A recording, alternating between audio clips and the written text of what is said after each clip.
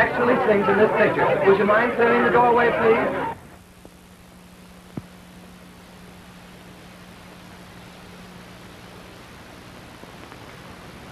Where's all the customers tonight?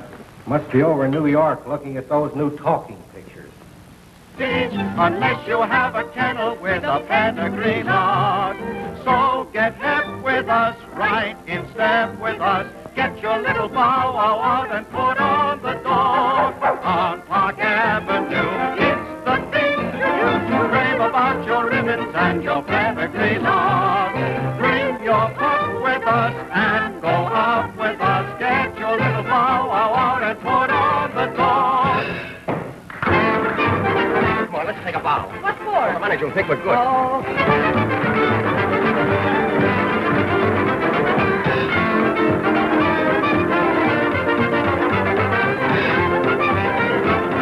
And I'd have been asleep myself. Well, now the manager knows we're good. Oh, come on, Airedale. Snap out of that suit before you lose weight. See, they wasn't so tough out there, mate. I hardly worked up a sweat. How were they tonight? How's the audience? Well, you might find them a little tough, but gee, they were swell for us. Hey, Highland, telegram for you. 50 cents collect. George, play the guy, will you? Huh? Oh.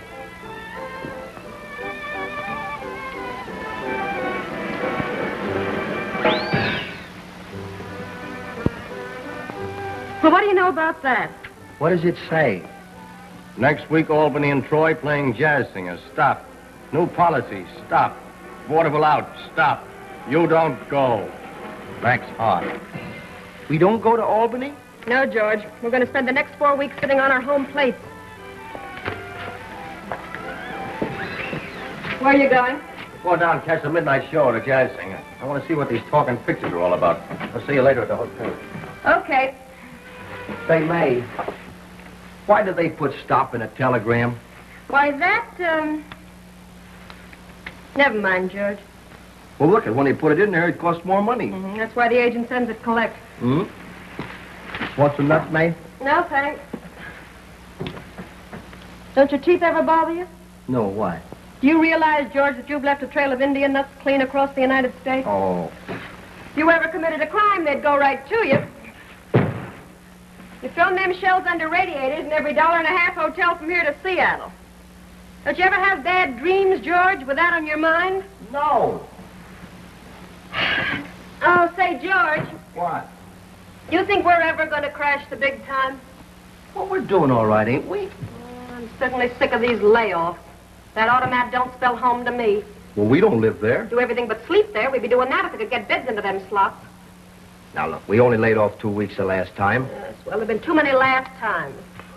George, dumb as you are, even you ought to be able to get this. The bank book says there's $128 left. $128. You get that? How long do you think 3 people can live on that? Oh, well, I'd say about, Yeah.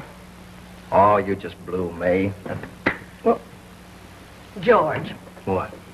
don't you ever want to do anything all your life but knock about over the map as a small-time vaudeville actor? No. You don't? No. Well, I guess that settles that, doesn't it? Yeah. Better go ahead and take that sweatshirt off before the Board of Health sees you. Huh? Oh.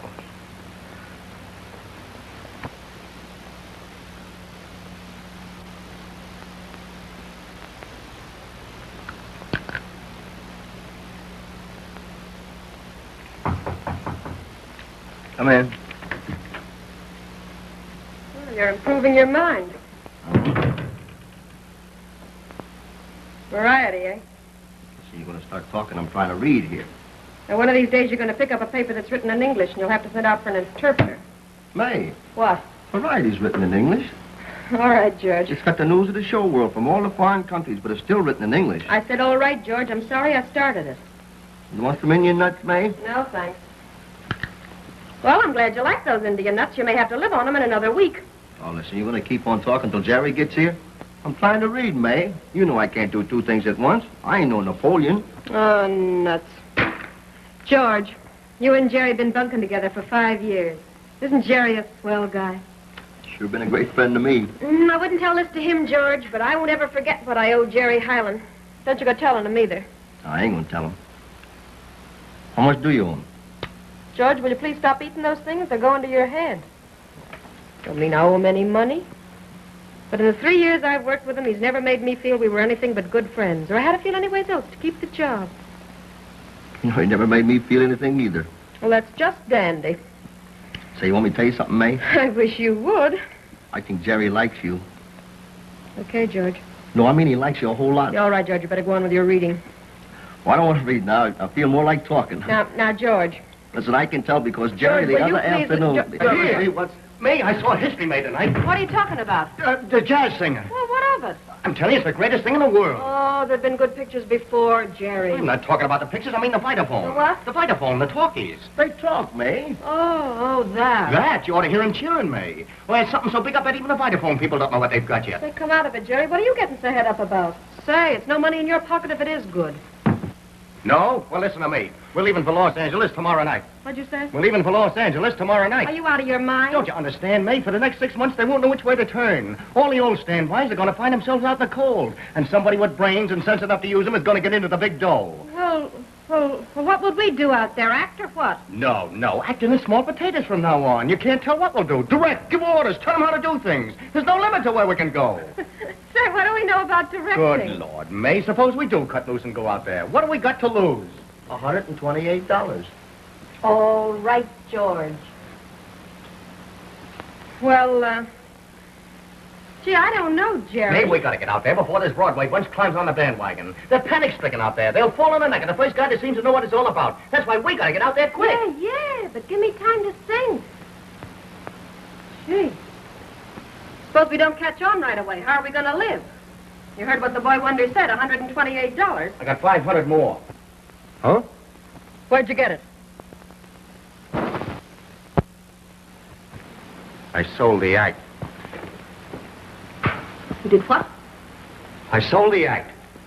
I took one look at that picture and sold the act outright to Eddie Garvey for 500 cash. Well, you Now, certainly don't had... get sore, man. It was the only thing to do. Oh, no, I'm not getting sore, Jerry, only I never... You sold the act to Eddie Garvey? Think what it'll mean, May, if we win out. No more traveling all over the country, rolling out of trains in the middle of the night. No more automats. No more rotten hotels, living in one place Well, instead of... okay, Jerry, I'm with you. You had some nerve, but count me in. Good for you. How about you, George? Huh? Are you willing to take a chance with us? Well, if you sold the act... Sure, I sold the act, but we're going to try this new game. Now, what do you say? It's a chance of a lifetime. Come on, George. But he sold the act. Listen, George, we're giving up the act. We're not going to do the act anymore. Don't you get that? I know, but he sold the act. I understand he sold the act. Now, listen, George, there's a new invention called talking pictures. In these pictures, the actors will not only be seen, they will also talk. For the first time in the history of pictures, they will use their voices. I've got an idea. What? Well, I think I know what we're going to do out there. Well, Now, none of these bozos have ever talked on a stage. They've never spoken lines before. they got to learn, that's all. Well, sure they do, and who's going to teach them? We'll open the School of Elocution and Voice Culture. Huh? But we don't know anything about it, May. Well, maybe you don't, but I went to one once, and it's easy. Maybe you have got hold of something. The School of Elocution, that's not a bad idea. Say, wait a minute. What is this elocution? It's a swell idea. And if I know actors, they'll come running. For between you and I and the lamppost here, it's the best idea anybody ever had. But look.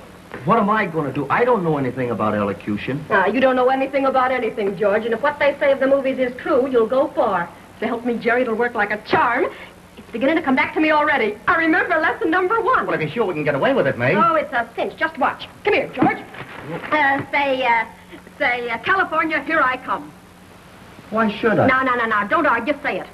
California, here I come. All right. Now, stomach in, chest out. Now, wait a minute. Maybe it's the other way around. No, that's right. Stomach in, chest out.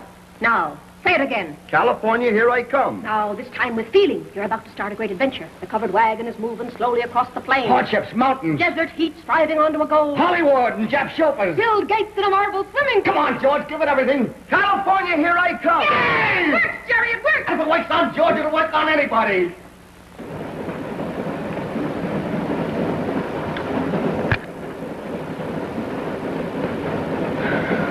Hey, May, what's a 4-letter word for actor? Dope.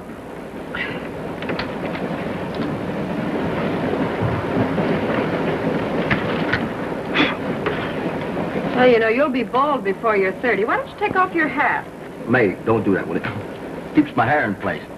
Oh.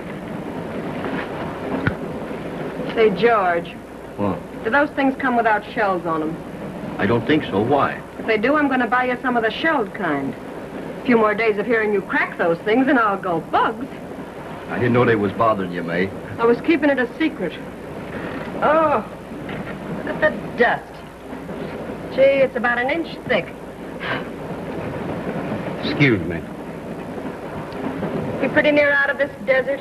No, we still in it. Pretty dusty, all right. It is, huh? Yes, ma'am, pretty dusty, all right. Yes, ma'am, dust everywhere. See? Thanks. You're welcome. Anything else you want? No, that's all, thank you. Just wanted to know if it was dusty. Yes, ma'am, it is. Well, I'm ever so much obliged. You're welcome.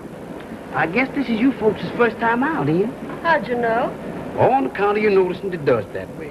See, I carries lots of folks out to the moving pictures, and they always notices the dust. They do, huh? Yes, ma'am. But coming back, they don't seem to care so much. Well, did you get that? Coming back, they don't seem to care so much. Why don't they? Oh, I mustn't go out there like this. It's aging me.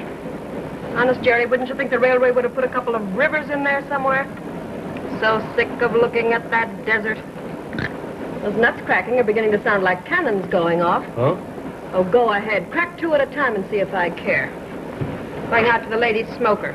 Maybe I'll hear a good dirty story. George, What? listen, we gotta pull May out of this, you understand? Sure. We gotta keep her spirits up. Things are getting on her nerves. I wonder what it is.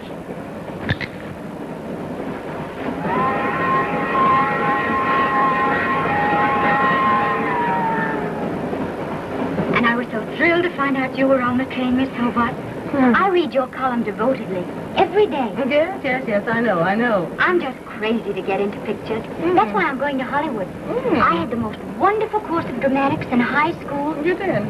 Now listen, George, we can't fail. We're pioneers in a new field. The talkies are a thing of the future, and there's gonna be no stopping them. Got that? The legitimate stage had better look to its laurels. What? The legitimate stage had better look to its laurels. It's in variety here. Oh, yeah, sure, that's the idea. Here is a medium that combines the wide scope of the motion picture with the higher qualities of the stage proper. See, this is an interview with Mr. Katzenstein. Yeah, let me see. Say, what do you think? I just saw somebody I know. Anyhow, I used to know her. Who is it? Helen Hobart. Well, say, I read her stuff. Sure you do, and a million like you. America's foremost movie critic. Do you know her? Well, we used to troop together. How well do you know her? Well enough to tell her she was a rotten actress. Ring that bell. Say, maybe she'll mean something to us. If we can ever get her to sponsor us, we'll have all Hollywood begging to get in. She's a powerful, important lady, and don't you forget it. I didn't dare stop and say hello to her. The way I feel today, I'd break down and cry if anybody risked me. There's a woman by the name of Miss Helen Hobart in the next car. She's in compartment 3 talking to a young girl. Now, you page her and tell her Miss May Daniels would like to see her. Yeah. I'd like to talk to the old battleship again, if only to see her strut her stuff.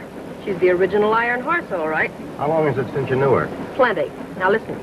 If you ever let her know we're just a small-time vaudeville team, you're going to get the prettiest freeze-out you ever saw. Unless she thinks you're somebody, she won't even notice you. Well, let's get together on a story, huh? Well, wait a minute. Now, don't you go thinking up no lies about me. All right. If we can get her interested, her stuff is syndicated all over the country. Well, it's in 200 newspapers. No, 202. See, I just been reading here. Yeah, it's an awful thought, Jerry. Must be thousands of guys like George reading that stuff every day. Well, it's good. Thinking it's good, too. Now, listen. You get your coats on and look prosperous at least.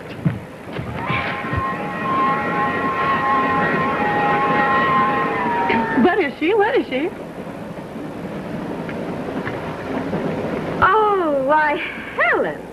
How marvelous. Oh, my dear. Now, how perfectly lovely. How nice to think of you being on this train. Helen, you look marvelous. Oh, thank you, dear. You haven't changed at all? Really? Well, I thought living abroad would have changed me somewhat. What? Oh, but Helen, let me introduce you to my business manager, Mr. Jerome Highland, How do you do? and my technical advisor, Dr. Lewis.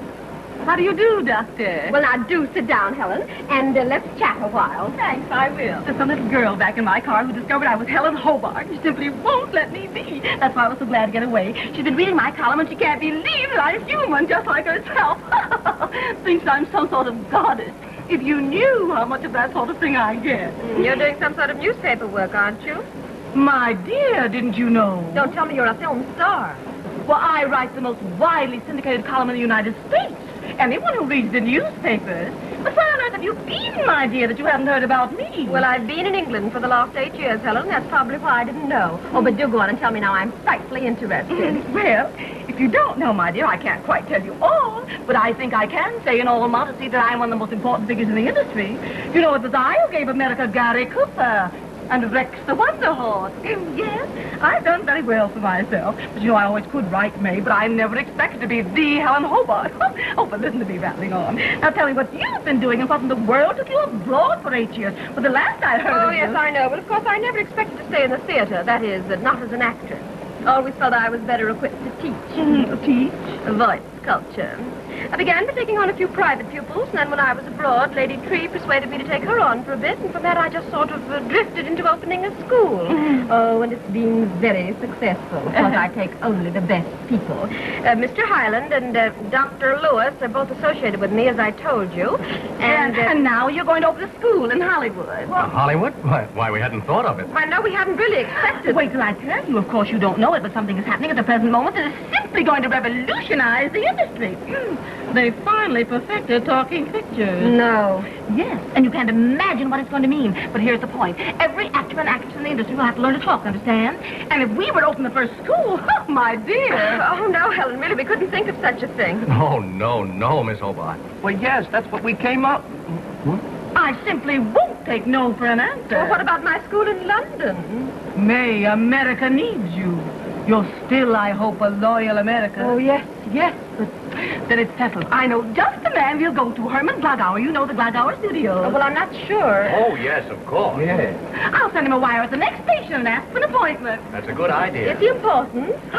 My dear, is he important? Well, he's the man who first turned down the Vitaphone. He did. So he buys everything now. Of course, you people can't realize, but a school of voice culture, well, I should say that my half-interest alone would bring me in. I just don't know how much. Because there's absolutely no limit to where the talkies are going. Just no limit. Tell me, Doctor. Doctor. Huh? Just what do you think of this marvelous development in the motion pictures? What is your opinion? Oh, well, the doctor really hasn't had much time, Helen. You see, he looks after the scientific end.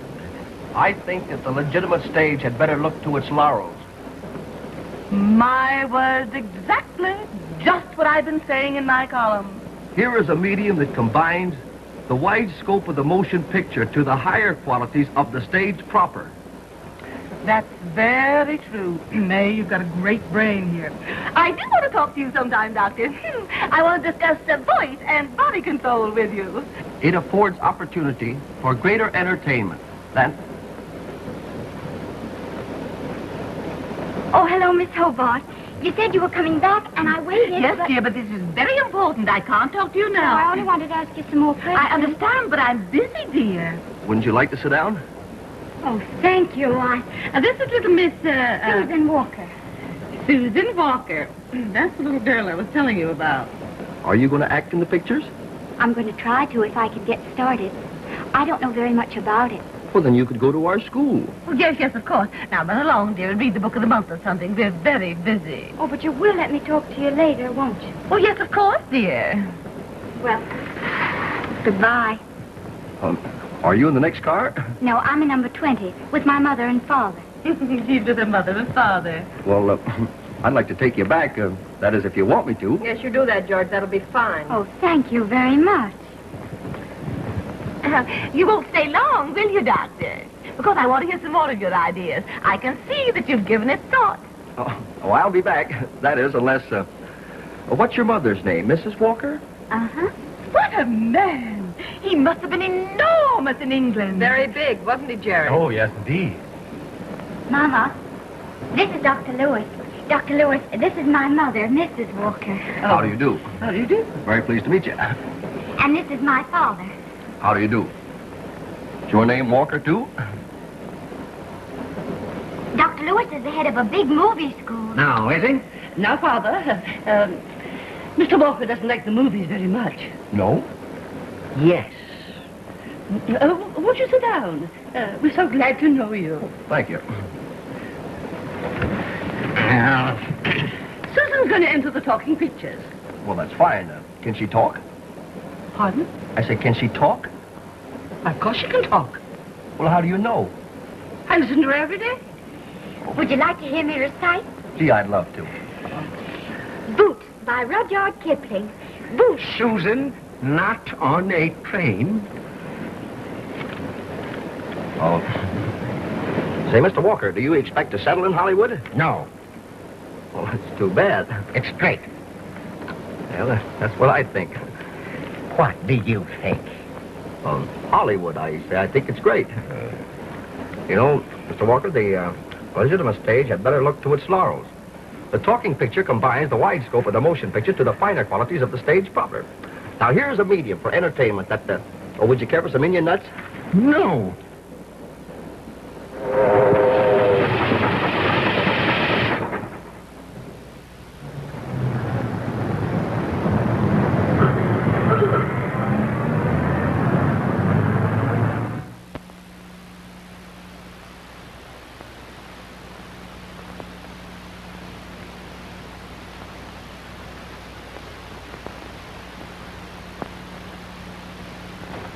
Good morning. Oh, good morning, Miss Hobart. Mr. Gluggo is in, I suppose. Yes, she's in Compton. I'll go right in.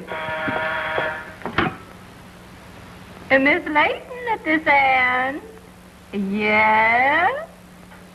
Oh, yes. Yes, he knows that you're waiting. How many days? Well, I'm afraid you'll just have to wait. What? Oh, no, you couldn't possibly see Mr. Glogauer. No, I can't make an appointment for you. Mr. Weiskopf makes all of Mr. Glogauer's appointments. Oh, no, you can't see Mr. Weiskopf. You have to see him through Mr. Mitterstein. What? Oh, my, no one ever sees Mr. Mitterstein.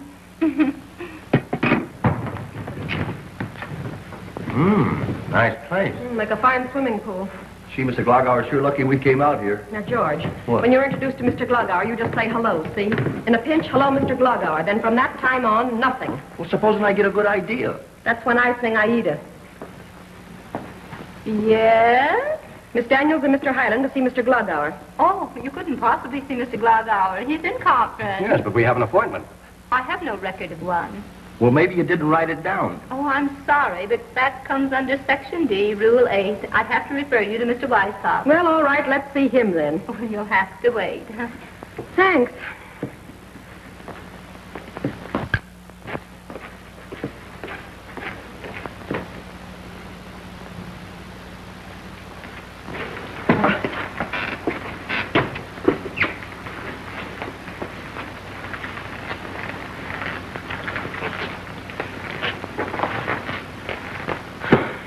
Yeah.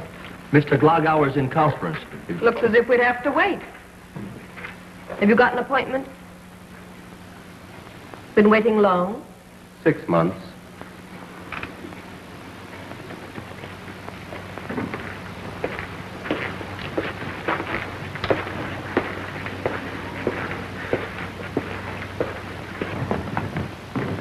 Where's Mr. Glogauer? Ye gosh. It's Susan. Look here, how did they get here? I invited them over to meet Mr. Glogauer. Oh, so you invited them. You think of everything, don't you? Yeah. Jerry, would there be some way of making them silent as well as dumb? Oh, hello, Susan. Hello, Georgie. Oh, hello, Mrs. Walker. Oh, Doctor. It was so nice of you to invite us here today. Well, good morning. Hello. Gee, May, Susan will be great in the talking. The way she recites and everything. She's going to our school, you know. Yes, if we have one. I was telling May about those poems you recited. What's that one about the shoes? Oh, no, Boots. By Rudyard Kipling. I think that's the one. Jerry. Come on. Boots. Yeah. Boots. Yeah. Moving up and down Yeah, again. that's the one. 7, That's the one. 11, May, 9. May was telling me that she sort of felt that you recited Boots the minute she laid eyes on you. She knows to ring out wild bells, too, don't you, Susan? Uh-huh. How did you guess? That was one of our very first ones. That's 5 you owe me. Huh? Oh, yeah. There you are. We've been waiting. So have we. Hello, Miss Hobart. Oh, good morning. I can't talk to you now, dear. I'm very busy. Doctor, how delightful. You'll pardon us, please. Don't go away. Well, it was marvelous you were able to get us an appointment. If Mr. Glogauer says yes to our proposition, we'll have to celebrate. I think our chances are very good. Herman. Oh, Mr. Glagauer. He's scared stiff. He's had so much trouble lately, you know. He's the man who first turned down the Vitaphone. Of course, he's never admitted it. No one's ever dared mention it to him. No, I wouldn't think so. Well, what did he turn it down for? Well, he just didn't know, Doctor, what it was going to amount to. He didn't have enough vision. We'd better go on in. Oh, Herman. Herman, dear, I'm so sorry to disturb you, but I want you to meet Miss Daniel, Mr. Highland, and the famous Dr. Lewis. How are you? Hello? What? What kind of a singer? Well, never mind if she's a grand opera singer. Would she look good in tights? What? You don't know? Well, keep on looking. Well, Mr. Glagauer, we understand that you're in the midst of quite a revolution out here. I should say he is. Is it a revolution? What did they have to go and make picture stock for? Things were going along fine. You couldn't stop making money. Even if you turned out a good picture, you made money. There's no doubt about it. The entire motion picture is on the verge of a new era. The legitimate stage had better look to it. All right, George. Sure, it's colossal. A fella sings a couple of songs of them, and everybody goes crazy. You can teach your own people to talk. Why not let us take them in hand and give them back to you perfect in the use of the English language? It's entirely a matter of correct breathing, Mr. Glagauer. Abdominal respiration is the keynote to elocutionary training. We'll not only teach your people to talk, Mr. Glagauer, but we'll have them talking as well as you do. Well, I don't ask you for miracles.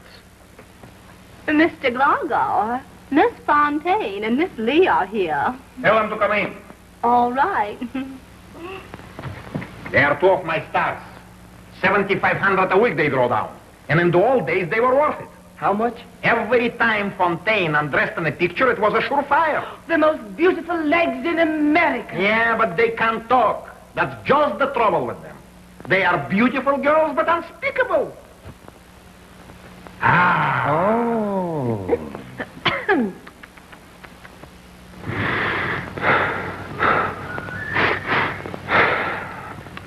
Oh, here we are, girls. Hello, Hermie. Hermie? These are the ladies I was telling you about. Girls, this is Miss Daniels, voice specialist from England. How do you do? A voice specialist? What is this idea? Well, here they are. Now you see what I'm up against. I'd like to listen to their breathing, if I may, Mr. Glagauer. You see, it's all a question of breathing. May I ask if you ladies have ever breathed rhythmically? What? Oh, not that I know of. Well, you see, rhythmic breathing is the basis of all tonal quality. If you're able to breathe rhythmically, then there is every reason to suppose that you'll be able to talk correctly. That's that. Well, what about it? Can you do it? But, Herman, you cannot ask us to do that. Hermie! If you'll permit me, I think I can tell you. Sure, sure.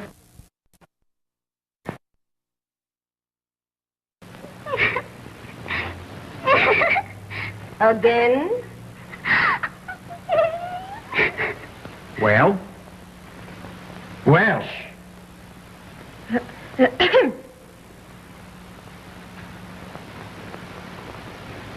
Well, Dr. Lewis? Huh? Oh, yes. Well, have we got something? Absolutely. Isn't it wonderful? Can we do it? Keep still, girls. Have you heard that? We've got something. We ain't leaked yet. Well, what's next? What do they do now? For the present, they should just keep breathing.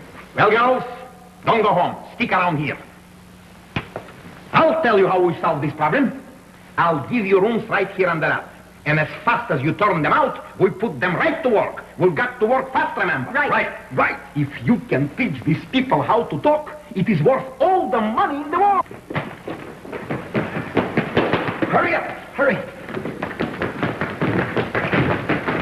And as soon as you're going to talk, girls, then you'll be ready to sing. Susan. Boots by Rudyard Kipling. Boots.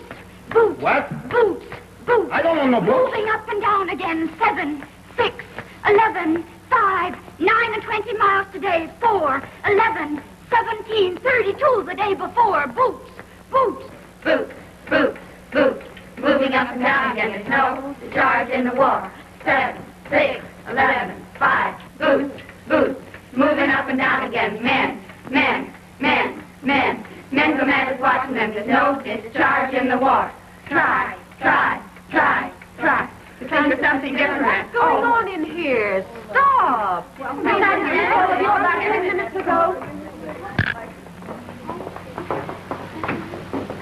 Now, look, George. What? Will you please stop monkeying with that class? Well, I was only trying to find out if they could do boots as good as Susan could. Well, we'll get along without that. Say, I'm only one lesson ahead of that class myself. Hey, listen, tell me something. How's Susan doing in her classes? Oh, great. Gee, she's a wonderful girl, isn't she? Yeah. She's just the kind of a girl I've been looking for. And she says that I am, too. Well, George, it isn't serious between you two, is it? No. She says she's not going to get married until she's carved out her career. Oh, that's all right, then. You know, she likes me. See, that part of it's all right. But she says, look at Eleanor Duzay. Why, her whole career was nearly ruined by love. Gee, you can't tell. I'm liable to be another D'Annunzio. She's certainly careful, that girl. Oh, look at me. You know, the school's going over so well and everything, and, well, tell me, when are you and Jerry going to get married? Well, you see, Jerry's a pretty busy man these days, George. We've decided to wait. Oh. Just the minute there's any news, I'll let you know. Gee, thanks. Before you tell me. Say, May, you know, Jerry's going to be a big man out here, and, gee, I bet you're proud, aren't you? Oh, yes, I'm working on a laurel wreath for Jerry evenings. Is that so? Say, I won't say a word to him about it. We'll make it a surprise, huh? Now, look, George, you know that big chair in the corner of your office? My big brown one. That's it. Will you go and just sit in that till about February?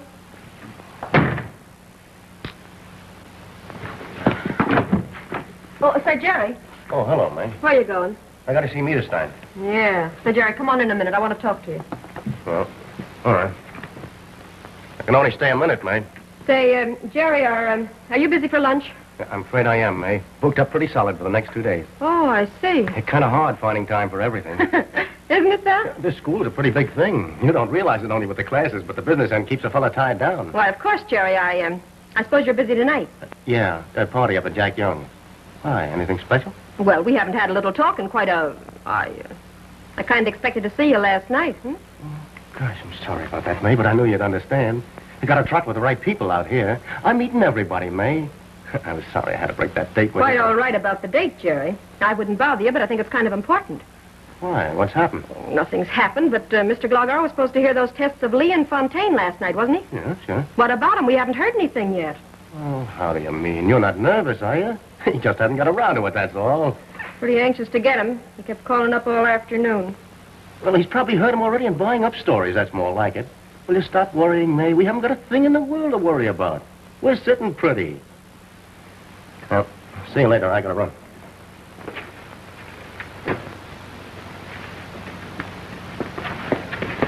Yes?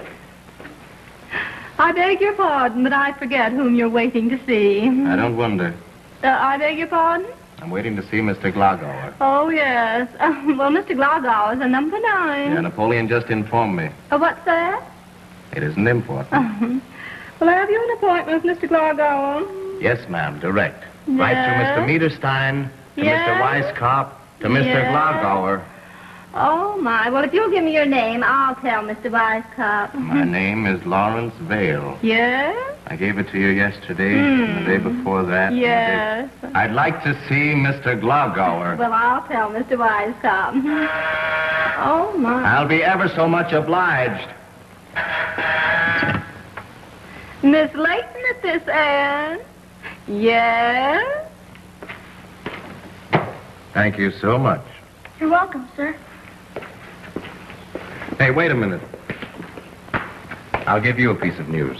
You see that door across the hall there? The one with the swinging doors? Yes, sir. Well, if anybody wants me, I'll be in there on number 3. Extension 34, please. Yeah. Oh, George? Now what are you doing? I'm sitting here like you told me, May, on the chair. Huh? I'm eating nuts. Well, that's fine. You just keep sitting there eating. And if you run out of nuts, let me know and I'll send you some more. All right, May.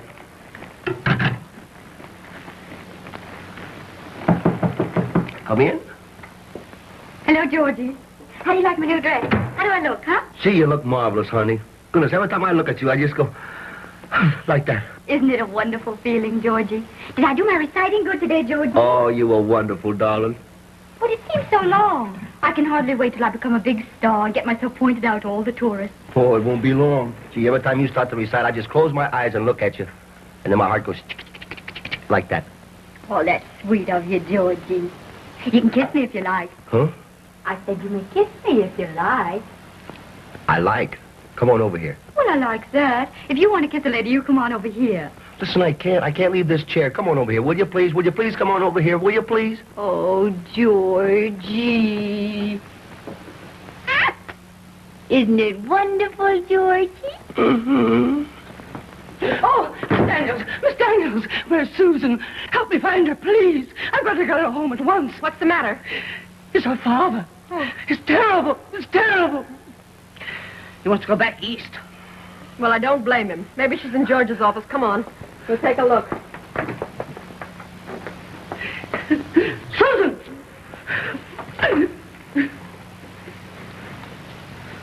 Excuse me, Doctor. Susan, we got to get back to the apartment at once. Your father's raving. He's throwing things into his grip. Oh, Mama, why? He says we've kept him here next to 3 weeks that you're a rotten actress and always will be. And these Hollywood restaurants are ruining his digestion. Well, now, wait a minute. We can't spoil Susan's career just on account of Mr. Walker's bad stomach. Why, she's a marvelous actress, isn't she, May? Oh, sure. She's got garble licked a dozen ways. Oh, Miss Daniels, what Putting near everything, crocheting, and she's learning to eat Indian nuts, too. That is something. Gee, Mrs. Walker, this isn't fair. Why, Susan's just starting her career. I told him that, but he said she couldn't even spell it. Well, I'll go along with you. I'll talk to Mr. Walker. Would you, Doctor? Certainly. I'll make him let Susan stay. Would you, Georgie? Sure, honey. Come on. Why, I never heard of such a thing. Say, he's just trying to ruin your career. Why? Oh, Miss Daniels, Mr. Walker didn't mean to cast a reflection upon your school when he took Susan out of it. In fact, he said you were doing the most courageous work out here since the earthquake. Well, thanks. Will you tell Mr. Walker from me that I'm doing the best I can and the Red Cross is helping me? They do a lot of good, don't they? They're really a wonderful organization. Oh, goodbye. Bye. Goodbye.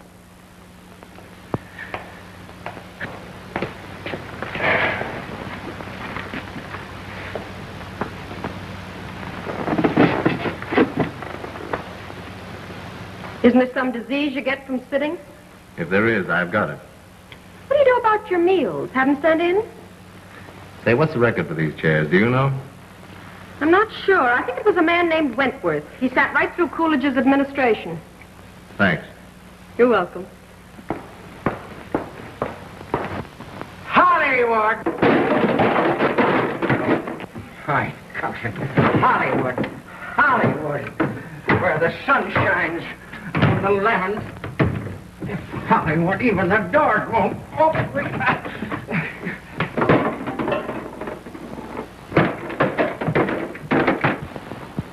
What are you doing around here? Well, Shut up another peep out of you and I'll brain you. And you women, start packing your grips right now.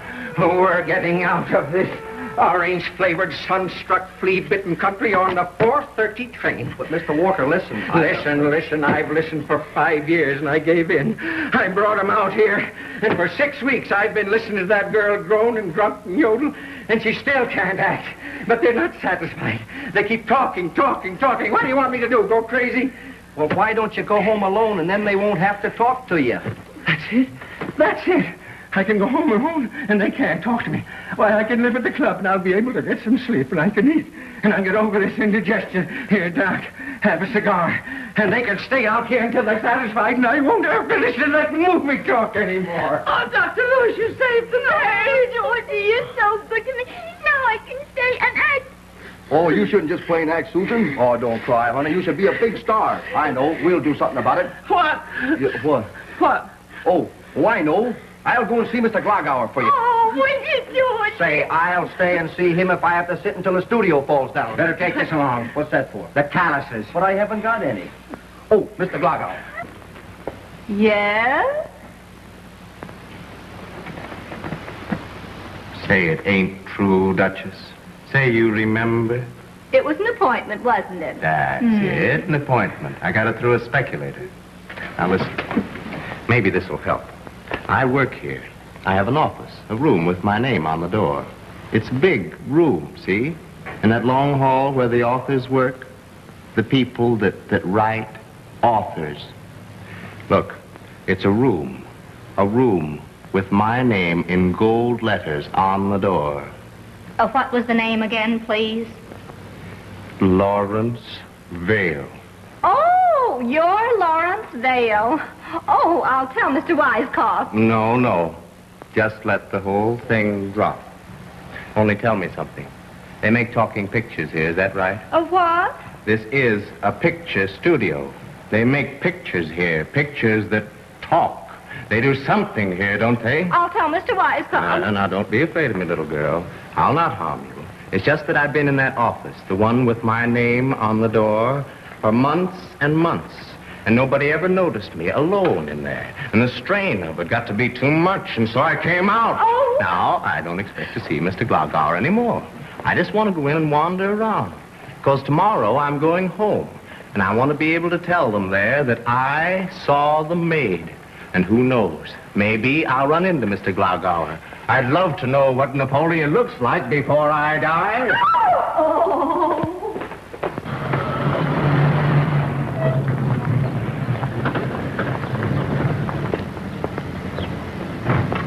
I hope you don't blame me, Herman, dear. No, Helen, you're all right. Well... Oh, Helen. Oh, hello, May. Oh, dear me, it's nearly 12. Well, I'd no idea. Oh, you're quite a stranger these days. Yes, the mad, mad face of Hollywood. I've got 2 lunches to go to, Golden Bear cookies and Timken ball bearing. I saw you talking to Glogauer. I just wondered how you thought everything was going, Helen. Oh, what? Oh, wonderful, wonderful. You know, they're translating my column into Spanish. It'll be read way over in Moscow. Well, that's fine. What I wondered was, have you heard anything about the school lately, how everybody thinks it's going? Well, of course.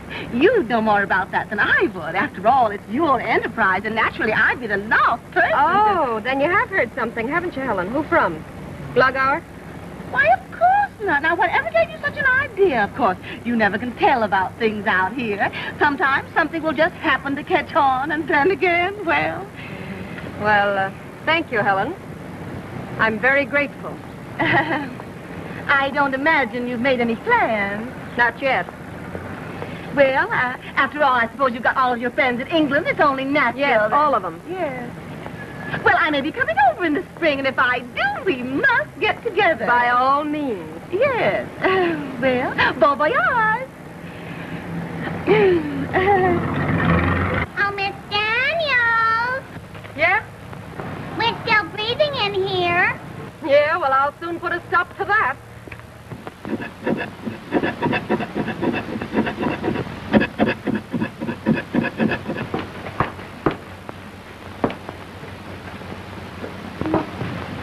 Say, what's the idea? I'm just taking the names off. You mean Daniels, Highland, and Lewis are coming off the doors? That's right. Well, they don't waste much time around here, do they? No. Sometimes people leave their office and go out to lunch. And by the time they get back, it might say barber shop. We aren't even out to lunch. Say, it doesn't take long to get the names off, does it? No. On these doors, I never use permanent paint. You'll excuse me, won't you? Oh, yes, you've got your work to do. Well, it's been very nice to have met you. You're welcome. To the report of the abdominal breathing class. Jerry, have you got a minute? I'm afraid I haven't, mate. Yes, you have. Would you mind leaving us? You don't need to come back. What's the matter with you, anyway? Jerry, we're washed up. They're taking our names off the door. Are you sure? Yeah, I felt of a chisel. Well, they can't do that to us. Jerry, they're doing it. Gee, I had a hunch when I was talking to Helen. Well, what did she say? Well, she handed the school right back to us. Why, it seems she had nothing to do with it. That tells the story. Well, we might as well get our things together. Say, don't take it so hard, Jerry. We've been up against it before. Yeah, but everything was so... Well, I don't know which way to turn, May. It sort of knocked me all of a heap. Don't let it lick you, Jerry. We'll pull out of it some way. We always have. Yeah, but not this. Thing like this sort of... Well, what are we going to do? Say, what do you say we go out to Hollywood? Oh. You know, I hear they're panic-stricken out there. You'll fall on the neck of the first guys that seem to know what it's all about. I know. Yes? What is he? A playwright? Lawrenceville? No, I never heard of him. Well, I'll find out if he works here. Oh, say, Miss... Oh, Doctor. Pardon me, but is Mr. Glogauer in? No, I haven't seen him. Oh, Doctor, I'm so upset. I've been trying to find a playwright, but there's a crazy man been following me. Oh, Doctor, if you only knew the insults I suffer at this desk. The weird people that I meet. beg your pardon,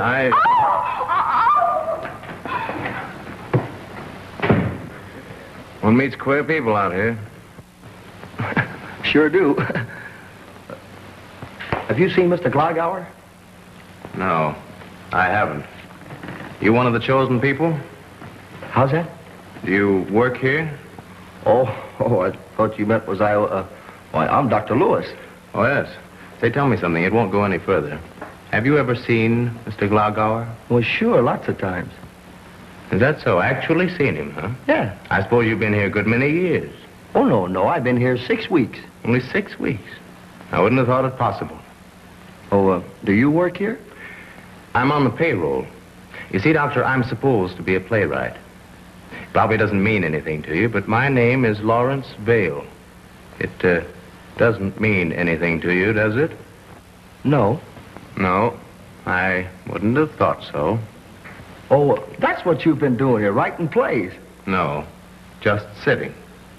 I've quit now. You know, I should have thought of a pillow myself. Well, tell me, what were you supposed to do? Don't ask me that. I don't know anything about it. I didn't want to come out to this godforsaken country. I have a beautiful apartment in New York and friends. But they hounded me and belabored me and hammered at me till you would have thought that if I didn't get out here by the 15th of October, every camera in Hollywood would stop clicking. Is that so? And so I came. In a moment of weakness, I came. That was 6 months ago. I have an office, a secretary. I draw my salary every week, but so far, no one has taken the slightest notice of me. I haven't received an assignment. I haven't met anybody outside of the girl who hands me my check. In short, Dr. Lewis, I haven't done a single thing. Well, what do you suppose they were so anxious in having you out here for? Who knows? Why do you suppose they have these pages dressed the way they are, or those signs, or that woman at the desk, or this room, or 1,000 other things? Don't you like it here? Dr. Lewis, I think Hollywood and this darling industry of yours is the most awful thing I've ever run into. Everybody behaving in the most fantastic manner. Nobody acting like a human being. Why is that? Do you know? Huh? No, sir. There you are. Plenty of good minds have come out here. Why aren't they used? Why must everything be dressed up in this hokum? Waiting in a room like this, having those morons thrust a placard under your nose every minute. Why is that? I don't know. But I don't have to stay here, and I'm not going to. I've tried to see Mr. Glogauer. Heaven knows I've tried to see him. But it can't be done. So you can just tell him from me that he can take his contracts and put it where it will do the most good. I'm going home. Thank you very much, Doctor, for listening to me. You know, there's a lot in what you say, Mr. Vail. I'm even having trouble here myself. You bet there's a lot in what I say, only somebody ought to tell it to Glogauer. Oh, say, why don't you make an appointment with Mr. Glogauer and tell him? Goodbye, Doctor.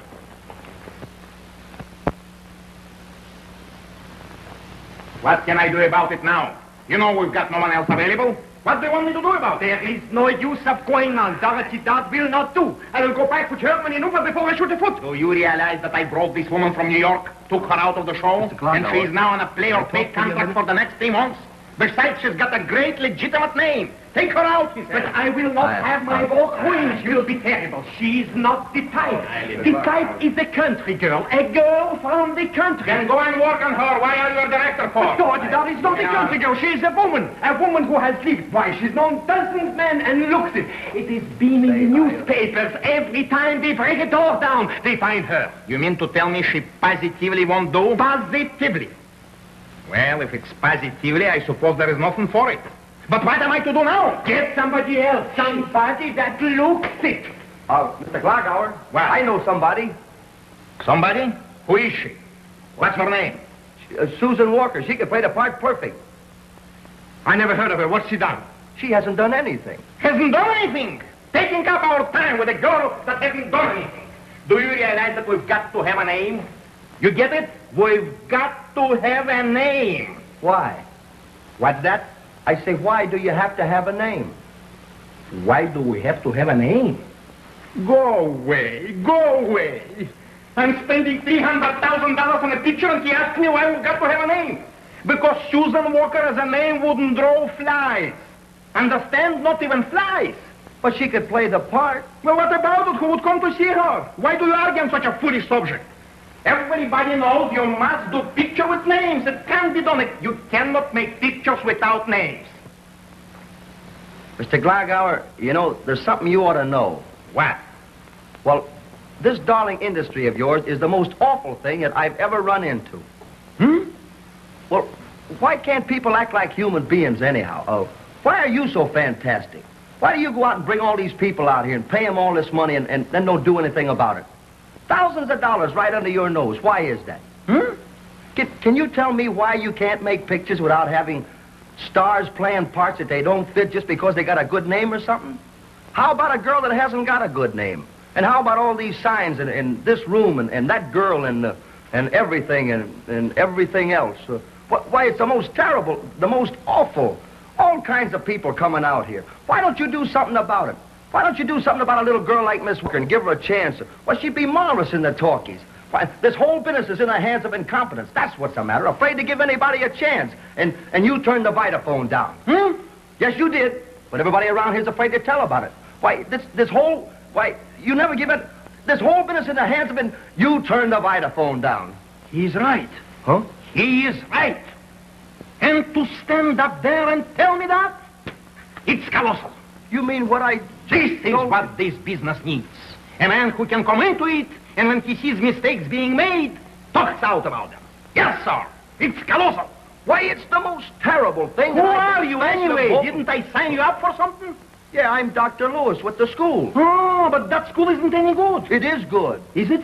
Why, certainly, just because you go around here turning things down and this He and that... is right. Look here, I pretty nearly fired him. I did fire him. Doctor, I want you to do something for me. What? I want you to tear up your old contract. I haven't got a contract. Can you imagine, Doctor? From now on, I'm going to make you a supervisor in full charge over all the productions of the Glagauer studio. All right. When I have faith in man, skies are the limit. From now on, you are the boss of this whole business. You get it? What you say goes. Well, what about Susan Walker? Say, she'd be marvelous in the talkies. You hear this, Camerling? If the supervisor says so, she must be good. Who is this girl? Tell us about her. Why, you met her. I've introduced her to her. The girl that's... Oh, she's here in Hollywood. Yeah. I remember. She might be able to do it. She's dumb enough. Let us see her. Why, it don't take a minute. Hold this. I'll be right back. There is a great man, Camerling.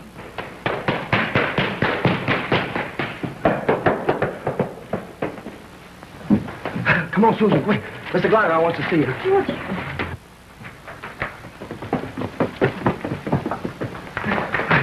Here she is, Mr. Glagauer. Boots, by Rudyard Kipling. Boots. Boots. What is it, Boots? Wait a minute, not now. Let me see.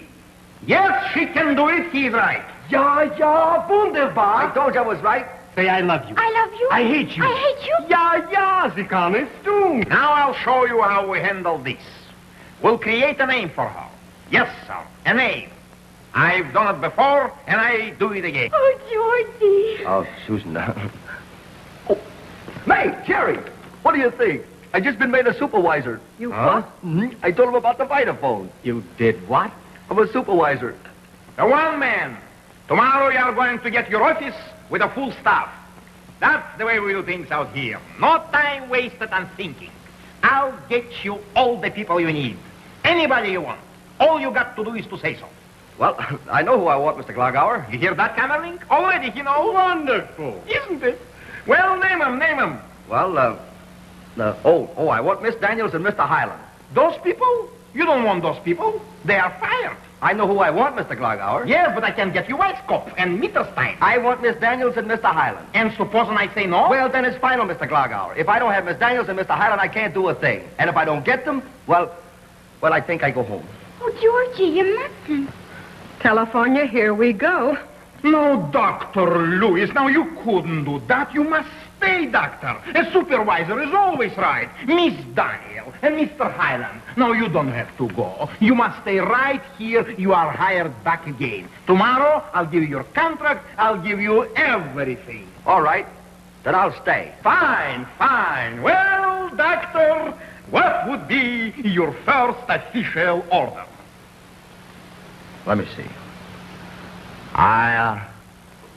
Oh. Yeah? I'd like to have the sign painter make up some signs. On the door, Dr. Lewis? No, with the boy carrying him around like he does for you. You know, Dr. Lewis is on number 8. Get me the sign painter. Get the sign painter! Get the sign painter. Get the sign painter. Get the sign painter! Get the sign painter.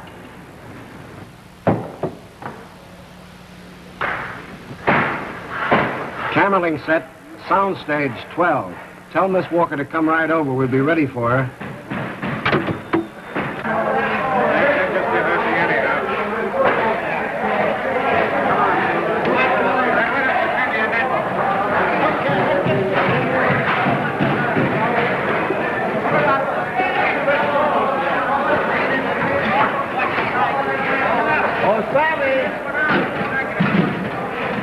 Weber, get your camera lined up for the moving shot on the wedding scene. Move it over a little.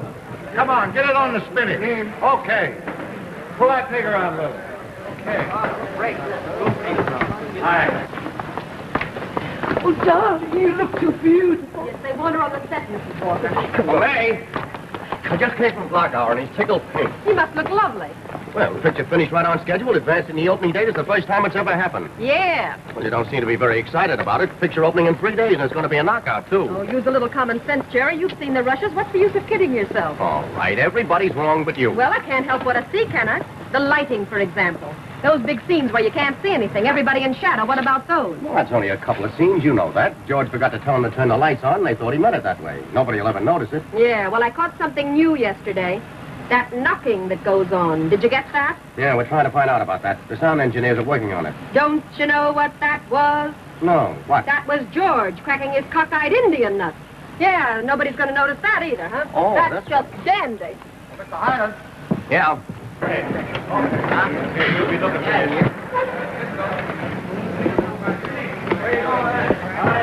Mr. Cameling, I'm ready to be shot. Fine, fine. We'll take the scene on the church steps. The what? The scene on the church steps. But I don't think I know that scene. Didn't Miss Daniels rehearsal you in it? No, not that one. Miss Daniels? Where is Miss Daniels? Miss Daniels. Well, Miss Daniels, they're calling for you on the set. On my way. Well, does it seem to be some trouble here? What about the church steps? We're ready to play the scene, and she says you didn't rehearsal her. Now, Susan, I know your memory isn't very good, but I want you to think way back, pretty near 5 minutes ago. We were sitting in your dressing room, do you remember? We rehearsed that scene. Oh, but that isn't the one he means. Outside the church, is that right? Yes, yes. Oh, outside the church. Yeah, we did that. But you said the church steps. That's right, that's right. Susan, we feel it's time you were told this. Outside the church and the church steps are really the same scene. Oh, are they? Mm-hmm. In practically all the churches now, they're putting the steps on the outside. Oh, I see. Are we then ready? I doubt it. Now, Susan, you're sure you remember that scene as we just rehearsed it? You ascend 4 steps, then you turn and you wave to the onlookers below. Oh, yeah. Now I remember. No, you do not launch a battleship. You see, they'd have to have a lot of water for that. All right.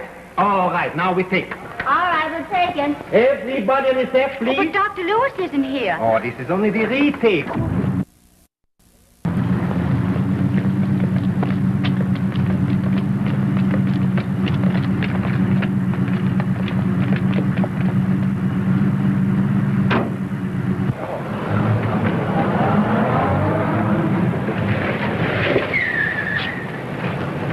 Just a moment, Dr. Lewis. May I see you a moment, Doctor? Dr. Lewis, it's very important I see you about Doctor's the very scenario. busy. I'm sorry you'll have to wait.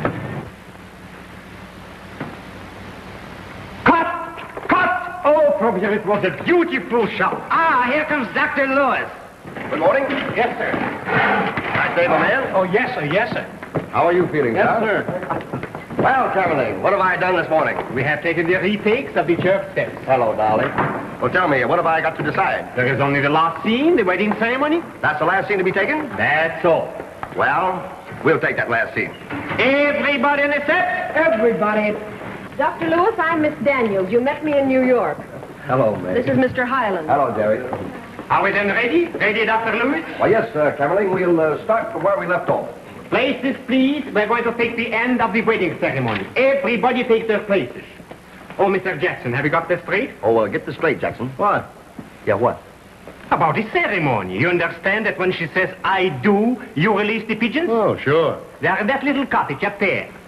When Miss Walker says, I do, you pull that ribbon and the pigeons will fly out. They ain't gonna fly down on me again, are they? No, they have been rehearsed. Oh, yes, those pigeons know what to do. They played in the 7 Commandments. Oh, yeah, I played a rabbi in that one. That's all. Oh, say, I forgot. There aren't any pigeons. What? Well, they were up there so long, I felt sorry for them, so I took them down and sent them back to the man. Well, what shall we do then? Well, if we haven't any pigeons, we won't use them. That's what we'll do. We won't use the pigeons. He certainly meets emergencies. Well, Georgie, is that all I say during the entire ceremony? Just, I do? Is that all she says, May? That's all. That's all. That's the part she knows, too. But it seems so short. Well, perhaps she could perform the ceremony. Then she could do all the talking. Oh, no, that wouldn't fit in the scenario. That wouldn't fit in the scenario. Oh, that wouldn't fit in the scenario. No. Mr. Glockauer is coming.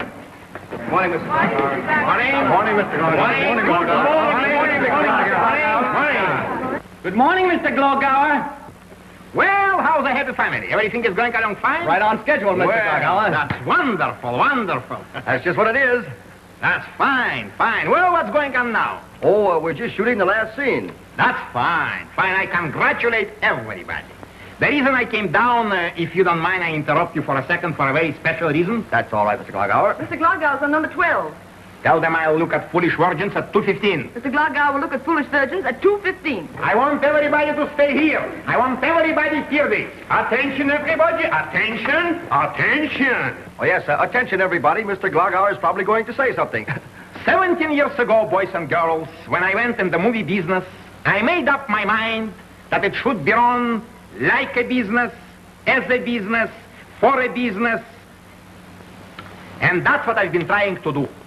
But never, since I started to make Glockauer Super Jewels, has been a picture of mine finished exactly on the schedule. And what was the reason for that? Because now, for the first time, we've got with us a man who is able to make decisions, and to make them like that. Dr. George Lewis. Oh, ladies and gentlemen, I ain't through yet. And so, in recognition of his remarkable achievement, I take a great pleasure in presenting him with a very small token of my regard, a solid gold dinner set, 106 pieces, and with his initials in diamonds on each piece. I thank you.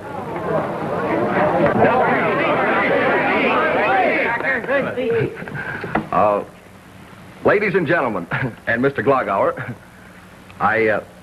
well, this is the first time in my life that I've ever received a solid gold dinner set, and I hardly know what to say, because it's the first time in my life that I've ever received a solid gold dinner set, and really, I hardly know what to say. But I think it's wonderful, and now I think we ought to show Mr. Glockauer the finish of the picture and shoot the last scene. All right. We'll look at it afterwards. Now, everybody take their places. Heat your light. Okay, turn it over. Okay. Boys, speed. Cameron, G61, take one. Action! Ready, go.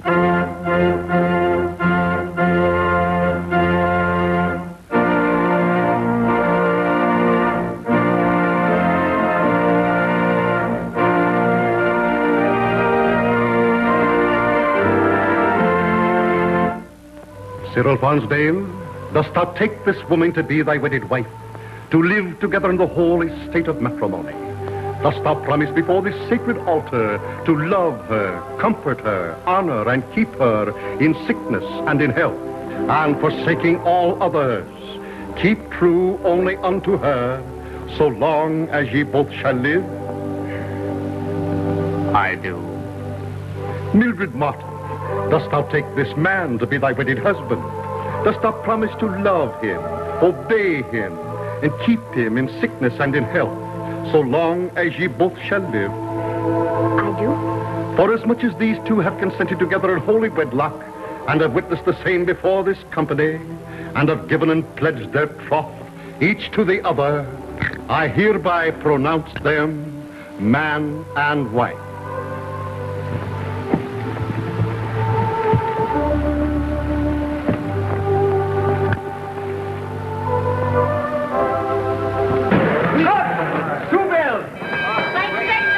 It was wonderful. How was it? Okay. Out of a sound?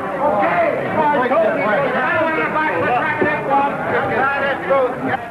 There you are, Mr. Glogauer. Embrace, fade out, the end. I see. Wait a minute. I didn't understand. What did you say? I say embrace, fade out, the end. The end? You mean you take this scene last, but it isn't really the end? Oh, yeah, this is the end, isn't it? Certainly it's the end. How can it be? What about the backstage scene? What? And the opening night where her mother is dying and she's got to act anyhow. Oh, that's not in the script, Mr. Glogauer. Why, no. Not in the script. Oh. I had 12 playwrights working on it. Well, it's not in there. Wait a minute. This is a picture about a little country girl Yes, sir. who gets a job in a Broadway cabaret. Oh, no, there's no Broadway cabaret. No Broadway cabaret? No, this girl doesn't even get to New York. Doesn't get to New York. You mean the cabaret owner doesn't make her go out with that bootlegger? No, sir. Well, then what happens to her? What does she do? This is the rich woman that stops at the farmhouse and picks up this little girl and takes her to Florida and buys her all these clothes. Wait a and minute. dresses There is no backstage scene anyplace? Why, no, this little girl, she goes swimming. And she swims way out too far, and there's Cyril Fonsdale. Let comes me see in that and script. There it is. That's where she goes swimming. Dr. Lewis. You know what you have done? What? You made the wrong picture. What? That's what you have done. You made the wrong picture. Well, are you sure, Mr. Glogauer? Where did you get such a script? It's the one you gave me. I didn't give you such a script. She goes swimming. Swimming! Do you know who made that picture? Biograph in 1910. Florence and Maurice Costello. And even then it was no good. Well, they were all here when we... They were all here. Where were all your brains? Kamerlin. It is my fault. Dr. Lewis gave us the script right in his office. Dr. Lewis. Doctor. We open on Wednesday, and we've got to open. After this, it goes to 400 exhibitors, and we've got written contracts. Heaven help them. What are we going to do about this? Tell me, please. Well, couldn't we release it as a special? As a special? Never in my life have I heard of such a thing. After this, I make a ruling. Every story we ever produce, somebody's got to read it. And do you know what it does to you, Miss Walker? You are through. Swimming. Your career is ruined. And you know whom you've got to thank for it? Dr. Lewis. Dr. Lewis, a fine supervisor you are. The business is in the hands of incompetency, he says. And what do? I give him everything the way he wants it. His own star, his own staff. Oh, yes. And where were you people while all this was going on? Mr. Glogauer, I was on the course stand. I had nothing to do with the script. Dr. Lewis was the one that had... But Miss Daniels was here all the time, right, with Dr. Lewis? What about this? Yes, I was here. Where were your brain? Well, to tell you the truth, Mr. Glogauer, I thought it was just another super jewel. Oh, you did? Yes, I couldn't see any difference. Oh, you couldn't? And while we're on the subject, just why is it all Dr. Lewis's fault? Why is it his fault? Who made that picture? Who is else to blame? Well, if I'm not too inquisitive, what do you do with yourself all the time? Play marbles? What's that? Where were you while all this was going on? Out to lunch? I go to my office. That's all to it. I go to my office. And Mr. Supervisor, I make you a present of this. Thank you. And will you all please understand that nothing about this is to get out of the studio? That's official. Come on, Highland. 17 years in the business and it's still force. It wasn't my fault. I didn't mean to make the wrong picture. It's too bad, Miss Daniels. Yeah, isn't it? But after all, it's the movie business. It is just the same in Germany. It is, huh? Even worse. It is terrible over there. I think I go back. May! Well, you fixed everything fine, didn't you? On top of everything, you had to go and get smart. Well, you don't have to worry, do you, Jerry? What? You don't have to worry. You crawled out from under. You gave as pretty an exhibition as I've ever seen. What do you mean? Nothing. Just the way you stood up for George. Well, somebody's got to keep their feet on the ground around here. Yours are all right, aren't they, Jerry? Yeah. Right deep in the soil of California. I was trying to fix things up. That's what I was trying to do. No, no, Jerry. It's been coming on you ever since we got out here. And now it's here. You've gone Hollywood, Jerry. And as far as I'm concerned, that's that.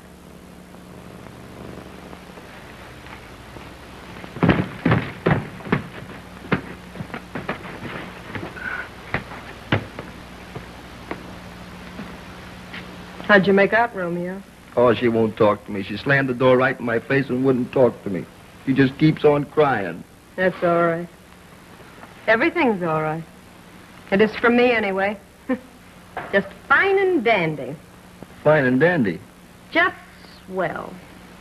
Gee, May, you know, Susan ought to know that I didn't do that on purpose. I tried to tell her and everything, but look at May. Do you think the picture's so bad? Bad as what, George? Bad as Mr. Glogauer thinks it is? I think it's got a pretty good chance. Chance of what? Of being as bad as he thinks it is. Oh, look, George, just to keep the record straight, how did you come to make the wrong picture? Or don't you know? Well, I've been trying to think. I remembered that I had a lot of scenarios lying around on my desk, and I picked up the right one, and all of a sudden I felt a draft on the back of my neck, so I went over to close the window, and when I came back, Well, gee, May, you know how hard it is for me to do two things at once. So you did this? You know, what I think must have happened... Right here, right in here. Well, I thought this was taking a long time. You're late. Executive office, no answer. Here, wait a minute, here. Who else have you got? Kammerling, Weisskopf, Niederstein. Mm-hmm. Here. You want yours? Does this mean we're fired, May? We're good and fired. Yeah. Me too. Well, we've got a solid gold dinner set anyway. 106 pieces with your initials and diamonds on every piece.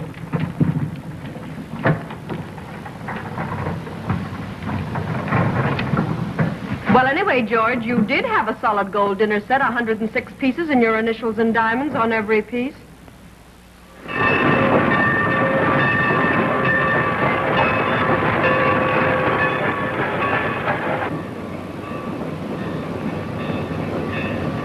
Are you ready to have your berth made up? No, thanks. Yes, ma'am. I've been meaning to ask you, how come the two gentlemen ain't going back? Well, that's a long story. Yes. It wouldn't surprise me if you had at least one of them with you pretty soon. Yes. We makes a 20-minute stop here. The westbound is late. Probably overloaded with elocution teachers. Yes. Where are we? Needles Point. That's where they have that sanitarium. Is there a newsstand? Yes, ma'am. Would you see if they've got Wednesday's Los Angeles papers? Yes, ma'am. They got to be Wednesdays or we don't want them. Yes.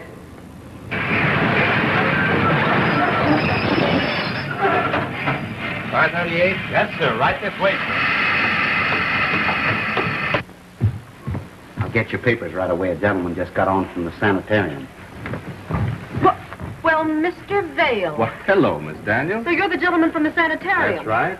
Well, it's a good deal of a surprise. Please sit down. Thanks. You certainly are the last person... Well, I hadn't heard you were ill. Nothing serious, I hope. Now, just a kind of breakdown. Underwork. I can't quite picture that reception room without you. Well, I heard about this place, sanitarium here. Sounded pretty good, so I came out. A fellow named Jenkins runs it, playwright. Seems he came out here to write scenarios, but he couldn't stand the sitting, went mad in the 8th month. So he started this place. Doesn't take anything but playwrights. Good, eh? Great. The first 3 days, they put you in a room without a chair in it. Then they have a big art gallery, life-size portraits of all the studio executives. You see, for an hour every day, you go in there and say whatever you want to any picture. I see. Now, what's all this about? Going home on a visit? Well, going home. Something happened? Did you ever meet Dr. Lewis? Well, yes, I had quite a talk with Dr. Lewis. Well, Dr. Lewis did something that nobody had ever done before. He reminded Mr. Glogauer about turning down the Vitaphone. That made him supervisor. Oh, only supervisor. Then there was Miss Susan Walker. Miss Walker is a young woman who has a chance of becoming the world's worst actress. A very good chance, I should say. Of course, she's young yet and getting worse right along. I see. With that to start with, the doctor cinched things were working from the wrong scenario. Oh, some little thing from 1910. The picture opened Tuesday. And how is your uncle, Mr. Vale? My recollection of the 1910 pictures is that they weren't so bad. They didn't have the doctor in those days. Yeah. Most of it you can't see because the doctor forgot to tell them to turn the lights on. And did you ever happen to hear about the doctor's bright particular weakness? There's something else? It's called Indian nuts. Oh, there must be one around here somewhere. Well, anyway, he eats them with sound. He kept cracking them right through the picture, and they recorded swell. And that, I take it, decided you. Well, that and other things. Funny. I should think there'd be a great field out there for a man who could turn out the wrong picture. Yes, if he could do it regularly. But sooner or later, Dr. Lewis would make the right one and spoil everything. Not the doctor. Maybe you're right. Here's your paper, Miss Daniels. Oh, thanks. And a pillow for you, sir. Well, thank you very much. You're welcome. Yes, I guess these have got the notices in them. You're a pretty brave girl, actually sending out for these. Well, I might as well know the worst. Well, here it is, I guess. Gingham and Orchids. That's the name of it? That's it. All talking, all singing. All rotten picture. Guess that must be what they mean by 100%.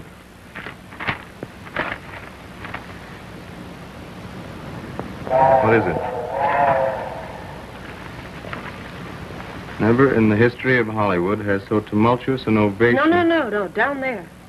Herman Glogauer's Gingham and Orchids is a welcome relief from the avalanche of backstage pictures.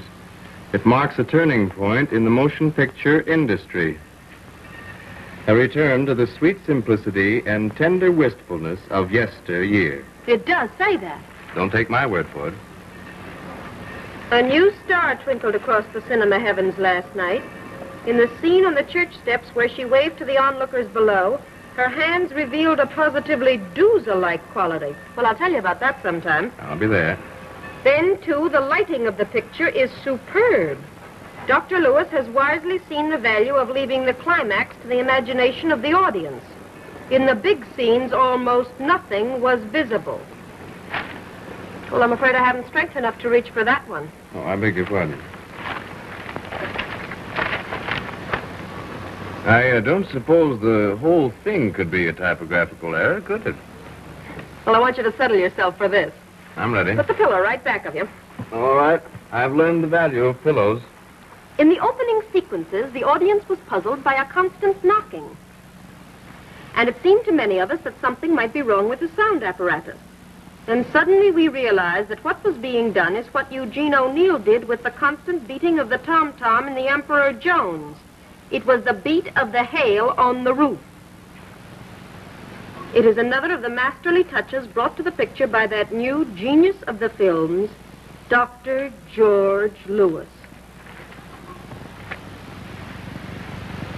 I hear the ball weevil is getting into the cotton crop again.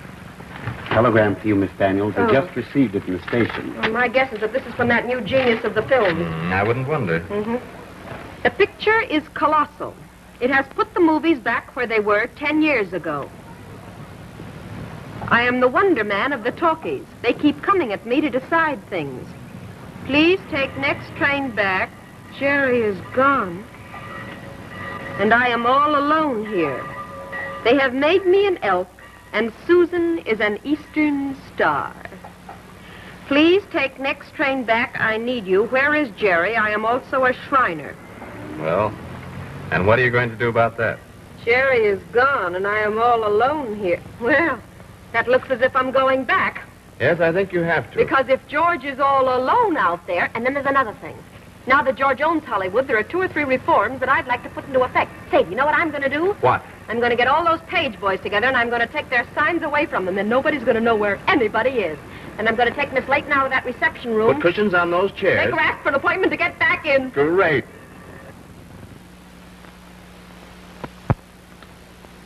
As far as my plans for Mr. Glogauer are concerned, I want to say that the coming year is going to be a Glogauer year. Right.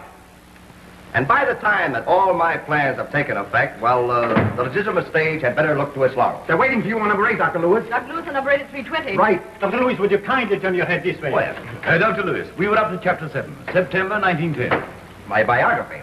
Yes, I was still living in Medallion. Of course, I was just a mere boy then. And all of a sudden, one day, well, an idea struck me. So I became an usher. Dr. Lewis, how about a statement from Miss Walker? Miss Walker? Oh, well, she's up in San Francisco making personal appearances. But, of course, I expect her back most any minute. Time's up, gentlemen. I'm sorry. Well, can we see him later? Can I have 1 minute, please? Doctor has no free time this month. All requests to see Hand in writing. Pardon me, where were we, neighbor? Oh, you decided to become an usher. Oh, yes. Well, I was an usher, see? And later on, mind you, they gave me full charge of the last 2 rows in the mezzanine. Hello, Georgie. Susan! Doctor, you're due on stage 8 in 20 minutes. Okay. The doc will start on chapter 8, Tuesday at 12:15. Well, haven't you got a little gift for Georgie or something? Oh, Georgie, that man. Say, would you mind going out for about 5 minutes? Mais oui, monsieur, avec plaisir. Oh, no, you won't have to go that far. Skippy, you take him out, will you, so he won't get lost? He's just a stranger here. Well, can I do it now?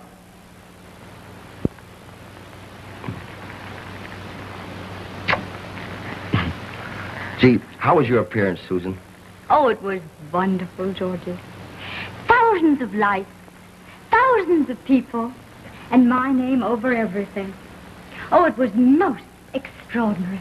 Oh, gee, everything's been wonderful here, too. Goodness, I'm up to my 8th chapter in my biography, and I'm having my portrait painted, and, oh, I've got a surprise for you. What is it, Georgie? Tell me quick. It's an airplane. Georgie! Yeah, I got it for nothing, for buying just a few of them for Mr. Glogauer. Oh, how wonderful, Georgie. Just what we needed. Isn't that marvelous? I was only going to buy a couple at first, see, but the man kept on talking, and it turned out that if I bought a few more, well, I got one free. How clever of you, Georgie. Isn't everything wonderful, Oh, George? it sure is.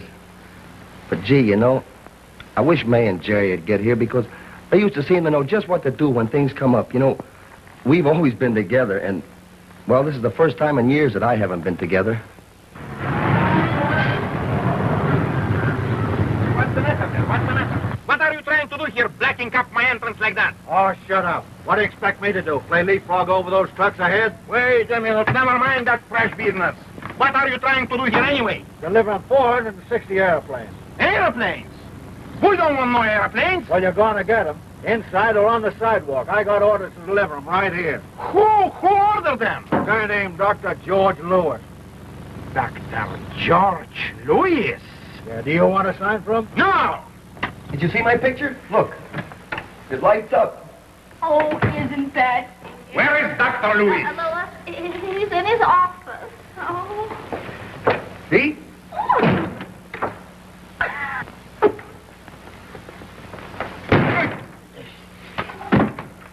Dr. Lewis, did you order 460 aeroplanes? Huh? 460 aeroplanes have just arrived in front of the studio, and they told me you have ordered them. Well, don't you believe in aviation, Mr. Glogauer? The question is, Dr. Lewis, why did you buy 460 aeroplanes? Mr. Glogauer, Mr. Meterstein says another 100 airplanes just arrived, and there are more coming every minute. They're flying them over. They ran out of trucks. What? Yes, that's right. They ran out of trucks. Oh.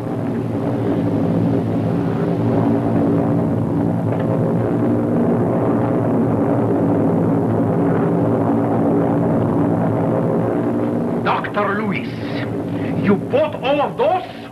Mr. Meterstein says the order calls for 2,000. What? 2,000? 2,000? Dr. Lewis, is this the truth? Can such a thing be positively? Well, the man from the... 2,000? 2,000? Tell everybody I want to see them right in my office.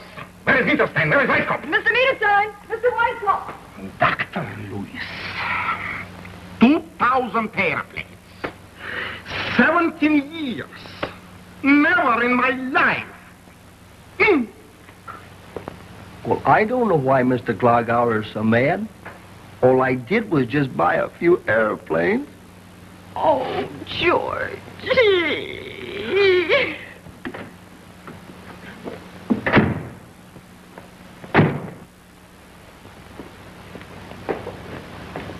Is that all they do? Just light up? No fireworks? Oh, you mean the pictures? Aren't they lovely? Mr. Glogauer had them put all over the building the day after the picture opened. Oh, when Dr. Lewis came to the studio, everything just lit up. Mr. Glogauer, too? How's that? Never mind. Oh. May! Well, if it isn't Dr. Lewis. Gee, but I'm glad to see you. Did you get my telegram? You know, I wired you. Where's Jerry, George? I don't know. Isn't he with you? No. Gee, I thought he was. So, you know, right after you left, he had a big fight with Mr. Glogauer, and he said some awful things. And did Mr. Glogauer burn? Now, wait a minute, George. You mean Jerry got fired? He didn't even get a letter. Say, listen, May. Gee, the most terrible thing has happened. I went out and bought a lot of aeroplanes. Where would he be likely to go, George? What did he say when he left here? He didn't say anything. He just said that he was going to find you and nothing else mattered. Oh, he didn't say anything, eh? No. Just that. But he'll be back. But listen, May, help me out. What am I going to do with all these aeroplanes? Jerry! There he is, May. May, you've got to listen to me. You were right. I knew you were right the minute I walked off the set, and I went straight up to Glogauer and told him so. I told her all about it, Jerry. So the answer is, here I am. There he is. Well, we're all together again. Are we together, May? What about it, May? Are we together? What do you mean, leaving George alone here? Well, I wasn't going to stay here without you. Why didn't you come after me? I did. All right, then. Yeah, we're all together again. Oh, what is it, kid? What's the matter? Why, May. I'm all right, gentlemen. The little lady have her moment, can't you? I guess it's just that we're together again. Seems so long. May, I'll never forgive myself. Oh, don't, Jerry. Gee, you make me feel like a second act climax. Well, it's the Army with banners from now on, no matter what happens. George is the biggest man in Hollywood, and we're riding the high wave. No, we're not, May. Mr. Glogauer's awful sore at me. I bought 2,000 airplanes. You did what? I bought 2,000 airplanes. What for? Well, I don't know. I guess the guy was a good salesman. Now, let me get this straight. You bought 2,000 aeroplanes Uh-huh. for Mr. Glogauer? Yeah, I got one free. What a man. What a man. Well, can't we do something? There must be some use for 2,000 airplanes. Sure, make applesauce. And you can't like that, May. It's all over but the shouting. George, why did you ever do it? Well, I guess if somebody offered you an airplane free, you'd... Dr. Lewis, you've done it again, Doctor! Georgie! Doctor, we've done it again. Doctor, what a man you are. What a man you are. What is this? Mr. Highland, Miss Daniels, did you hear what the doctor did? He went out and bought 2,000 airplanes. Isn't that wonderful? Wonderful. Wonderful. The trend is changing, Miss Daniels. They've just been phoning me. Everybody wants to make airplane pictures, and they cannot make it because Doctor bought out all the airplanes. Every company is phoning me, offering any amount. Yes, I thought they would. Isn't it wonderful? So, Doctor, you saw the trend coming. You saw the trend. Saw it. He is the trend.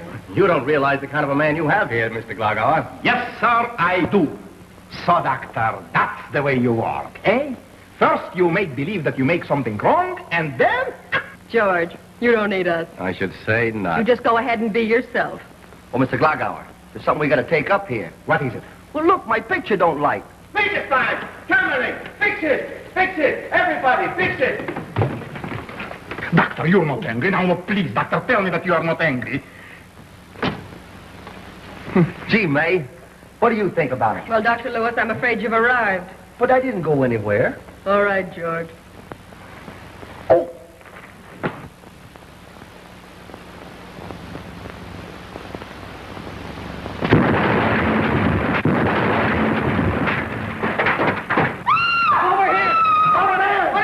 It's an earthquake! Gottes Willen, what is it?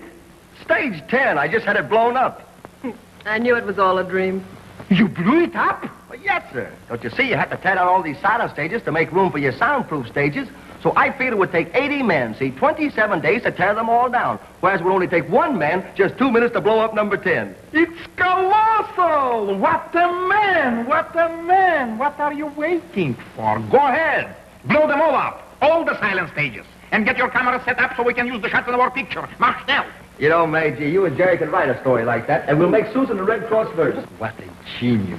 What a mind. He's gorgeous. Oh, Dr. Lewis. Dr. Lewis.